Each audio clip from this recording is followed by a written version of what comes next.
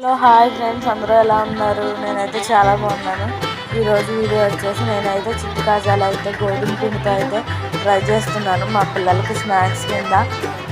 కొంచెం పిండి అయితే ఉంది ఇంట్లో, ఆ పిండితో అయితే ట్రై చేస్తున్నాను. ఫస్ట్ టైం నేను కాజాలు చేయడం, చాలా బాగా కుదిరిందండి. ఫస్ట్ అయితే ముందుగా నేను ఒక గిన్నె తీసుకుని ఆ గిన్నెలో 1 కప్ అయితే గోధుమ పిండి తీసుకున్నా. దాంట్లో కొంచెం సాల్ట్ వేసుకున్నా టేస్ట్ కోసం.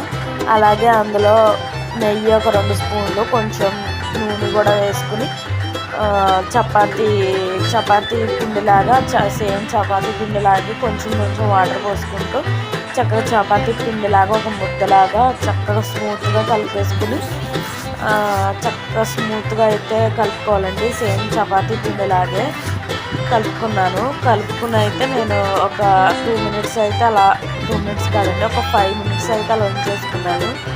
వెంటనే చేసేసుకున్నా. ఓకేనా ఫ్రెండ్స్, మరి కాజాలకైతే పాకం కావాలి కదా, పాకం కోసమని నేను 1 కప్ అయితే షుగర్ అయితే తీసుకున్నాను, పంచదార అయితే తీసుకుని 1 కప్ వాటర్ పోసి పాకం అయితే పట్టేసుకున్నాను. చూడండి, ఇదిగోండి 1 కప్ వాటర్ వేసి పాకం అయితే పొయ్యి మీద పెట్టేసి కరిగించుకున్నానండి. షుగర్ కరిగి సిరప్ అయితే రెడీ అవుతుంది. ఇంతలో మనం చపాతీ పిండి నానింది కదా, ఆ చపాతీ పిండిని నానాక చపాతీ స్టూల్ తీసుకుని చపాతీ కర్ర తీసుకుని మనం చపాతీ చేసుకున్నట్టు చేసుకుందాం. బాగా పల్చగా అయితే చేసుకుందాం. మొత్తం ఒకసారి చపాతీలాగా అయితే చేసుకుందాం. రౌండ్ షేప్లో అయితే చేసేసుకున్నానండి. మొత్తం ఎంతవరకు అయితే వస్తే అంతవరకు, మరీ పలుచగా కాకుండా మరీ మందంగా కాకుండా అయితే చేసుకుందాం. ఓకేనా ఫ్రెండ్స్, ఇదిగోండి ఈలోపు పాకం అయితే రెడీ అయ్యింది.